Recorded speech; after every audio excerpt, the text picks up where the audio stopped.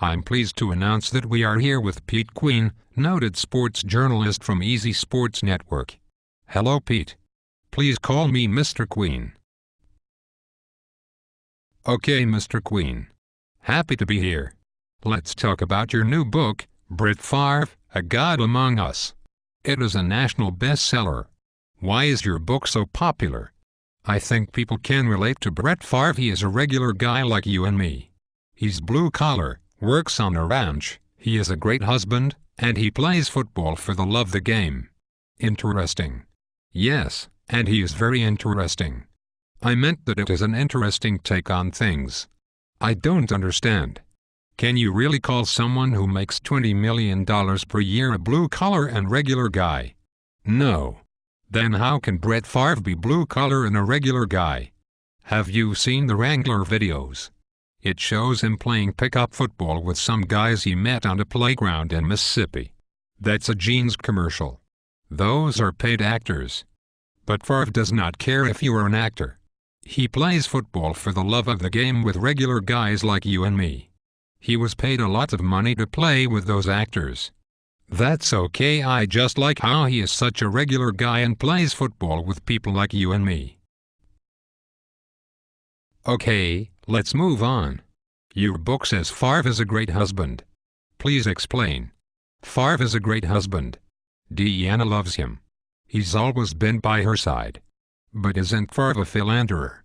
He does lots of charity work.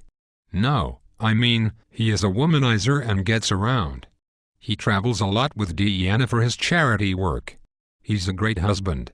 No, I mean he sends text messages of his junk to women. I don't know what he does with his junk. He invited a woman to his room so he could have mad sex with her, behind his wife's back. And in Green Bay, he partied and chased women. He organized lots of charity parties for women and men. The word in Green Bay, Wisconsin is that if your child is between the ages of 10 and 14 years old, there is a 50% chance Brett Favre is the father. I don't know anything about that. He spent a lot of time hanging out with Mark Chamura, who was charged with sexual assault. Brett is a great friend. Let's change gears. In your book, Brett Favre, A God Among Us, you say that he is the greatest teammate in all of sports. Yes, he is. He is a great father, husband, and teammate.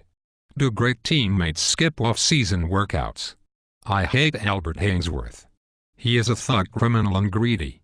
Haynesworth is bad for the NFL. He should have been at the Redskins off-season workouts. I was talking about Brett Favre. He skipped off-season workouts. Yes, he did. He was on his ranch and playing football with people like you and me. He just loves the game so much. And it appears he fakes injuries to miss practices. Then he says he wants to play on the day of the game. Favre doesn't need to practice. Like Allen Iverson? Allen Iverson is a bad guy. He does not like to practice. Brett Favre is a better role model. And Favre hobbles on his leg and winces in pain when things go bad in games. But when he throws a touchdown in the same game, he jumps up and down on that same leg like he is 18 years old. Favre has such love for the game. No, you idiot. He pretends to be injured so people like you say how great he is. He is a warrior. Let's talk about Favre's place in history. Brett Favre is the greatest football player of all time. He is a winner, great teammate, and of course, he only plays football for the love of the game. He played 297 consecutive games. Yes, that is impressive.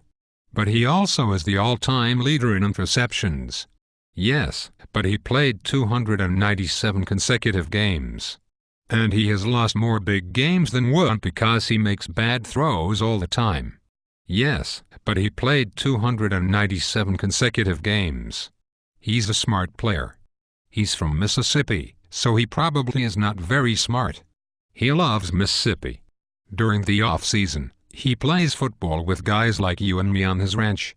He only has one Super Bowl title. Even Trent Dilfer has a Super Bowl title. Favre is an incredible champion. I'm beginning to think that if Brett Favre robbed a bank, killed people, and became a terrorist, you would still love Brett Favre. He is very likable. You are the reason I cannot read sports articles on Brett Favre.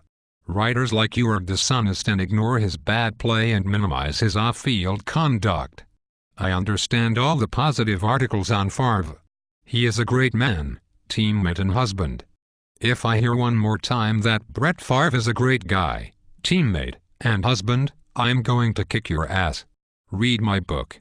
See how Favre overcomes adversity. No, I don't care about your shitty book.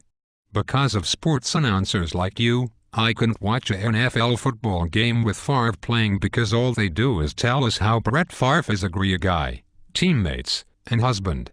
I press the mute button when Brett Favre is playing on TV. He is fun to watch. No, he isn't, you fucking idiot. He's a womanizer, narcissist, an asshole. And the only people having fun are the fans of the opposing team, because Favre kills his own team with his decisions and in bad throws. But sports writers like you are madly in love with him because he's a dumb redneck from Mississippi that wears Wranglers jeans that only homeless people wear. Brett Favre is a great man. If Brett Favre was black, grew up in Compton, California, and did the same shit, the sports media would kill him. Players from Compton, California are usually bad players and not good teammates. It is in their culture. Get off my fucking show, and if I ever see you again, I am going to shove a Brett Favre autographed football up your ass. It was a pleasure to be here. Maybe next time we can talk about my next book called What Wrong with Sports? A look at Tiger Woods and Vince Young. Get the fuck out of here. Thank you.